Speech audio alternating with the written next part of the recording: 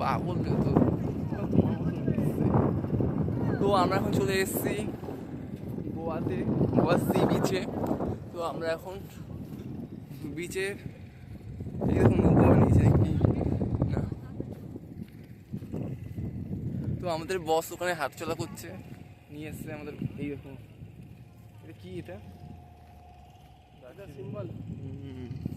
Wow, just wow লাগছে সব জায়গা আমাদের কাছে এখন। আমাদের কাছে এগুলো এখন সব